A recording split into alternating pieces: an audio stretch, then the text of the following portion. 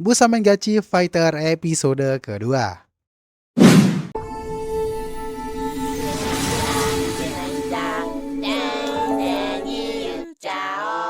Episode kedua dibuka dengan Seika yang membeli berlusin-lusin anak panah untuk dibuang-buang.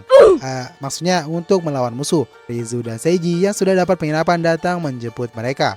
Dan Shigeru memutuskan untuk ke taman karena dia tidak punya uang untuk menyewa penginapan. Tapi Seika berniat baik untuk membayarkan Shigeru. Mereka berangkat dan ternyata Shigeru tidak terkena damage jika terhalang kain saat disentuh oleh Seika. 宿代くらい私が出してあげますわ。そんなのダメですよ。やっぱり私のおごり。 Malamnya Takeru memusingkan tentang kehidupan selanjutnya, di mana dia butuh penghasilan untuk terus bisa hidup di dunia barunya. Dan esoknya Shigeru tiba-tiba memberikan makanan dan minuman pada timnya. Dia beralasan kalau itu diberikan oleh seseorang karena dia berpura-pura menjadi pengemis. Yang aslinya dia melakukan barter dengan membuat banyak anak panah dan menukarkannya dengan makanan. の社畜？知らないのか、純真だな。こんな。それは Seiji lalu memulai diskusi tentang perjalanan mereka berikutnya, sekaligus bagaimana mereka mendapatkan tambahan uang. Dia lalu mengajak tim untuk memeriksa sebuah gua di dekat kota, dan diskusi mereka terhenti karena kedatangan seorang om-om yang mengaku sebagai orang yang direinkarnasi juga ke dunia itu. Dan untuk mendapatkan kepercayaan mereka, om-om tadi memberikan sebuah kartu agar mereka mendapatkan diskon penginapan, dan dia memperkenalkan diri bernama Kyoshiro. いらねえか。俺はおめえらと同じ天才。これ知ってるかい？それは何ですか？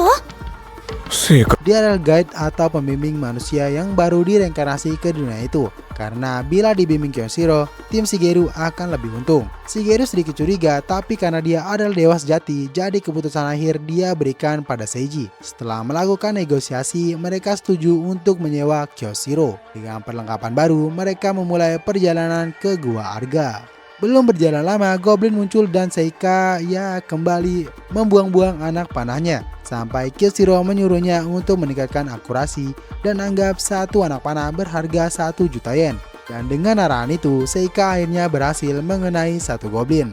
Dia membanggakan dirinya dan bilang kalau sudah melampaui skill panahan Shigeru. になります。1億円。当たった。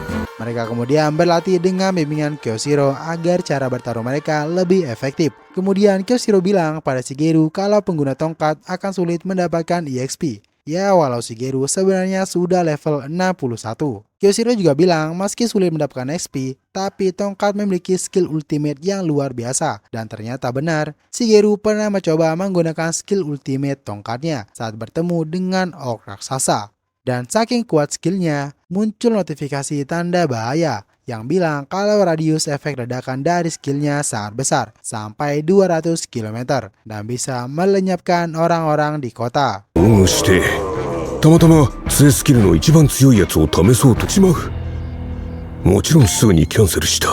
Mereka akhirnya sampai ke Gua Arga. Dengan bimbingan Kyoshiro, mereka berhasil sampai ke bagian terdalam, yaitu ruangan bos monster. Seika awalnya ingin segera masuk ke ruangan bos, tapi Kyoshiro menghentikannya karena dengan level Seika yang sekarang, dia akan langsung mati. Jadi Seiji memutuskan untuk petualangannya cukup sampai di sini saja dan berterima kasih untuk bimbingan Kyoshiro. Sebelum keluar gua, Kyoshiro bilang kalau ada acara spesial untuk sambutan mereka. Mereka lalu dibawa ke sebuah ruangan khusus yang katanya aman dari monster apapun. Padahal saat mengaktifkan skill tongkat Shigeru, dia tidak mendeteksi adanya area aman di sekitar kota maupun gua. Shigeru yang awalnya percaya kini mulai curiga dengan Kyoshiro, dan di dalam sudah disediakan makanan dan minuman sebagai bentuk pesta sambutan. Dan dengan skill pendeteksi racun, di dalam minuman tersebut ada obat tidur untuk mereka. Awalnya Seiji menolak dan mengajak timnya untuk pulang saja, tapi Kyoshiro yang berlagak sedih dan tersakiti membuat Seiji merasa bersalah dan akhirnya meminta maaf karena sudah mencurigai Kyoshiro. Akhirnya dia menerima tawaran minum-minum dari Kyoshiro. ほら、受け取ってくれるかい？はい。おまけにかなり熱いね。Sambil minum-minum, Shigeru tidak sengaja menanyakan tentang kehidupan mereka bertiga, dan Seiji lalu bercerita tentang kehidupannya yang dulu. Dia bercerita kalau saat membangun sebuah perusahaan bernama Success Life, dia bertemu dengan seorang agen pemasaran mesin fotokopi, dan dia itu adalah Shigeru. Bahkan Shigeru juga ingat dengan wajah CEO yang mirip dengan Seiji. Seiji bilang kalau dia sangat termotivasi oleh sales itu dan perusahaannya menjadi sangat sukses. Tapi karena kecelakaan AI yang dia kembangkan, perusahaannya bangkrut dan dia jatuh sakit karena penyakit mental. Dan saat datang ke dunia ini, dia bersumpah tidak akan mengkhianati siapapun. しげるさん、名字を教えてもらえませんか？佐々木です。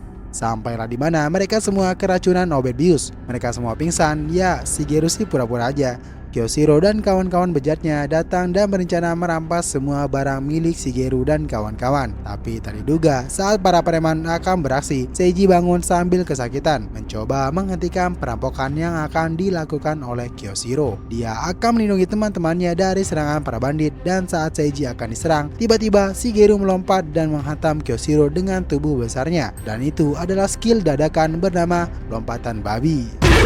Seiji-san!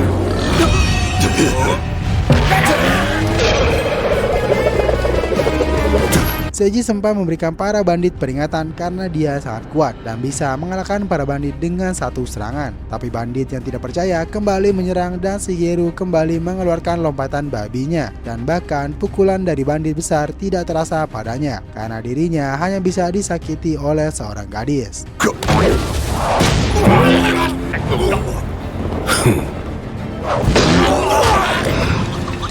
Dia berputar seperti gangsing dan bersiap menerima serangan untuk melindungi Seiji. Dan tak diduga Shigeru berhasil ditangkap dan saat terpojok, yang tak disangka benar terjadi. Tangan Seiji mulai bercahaya. Ternyata saat mengisi form ke Isekai, Seiji bersumpah tidak akan mengkhianati temannya. Dan dari sana dia mendapatkan jurus pamungkas yang akan merubah tubuh dan kekuatannya apabila dia sudah sangat marah. Kyoshiro kembali menyerang Seiji, tapi Shigeru terus-terusan melindunginya. Sandayu. 不屈の勇者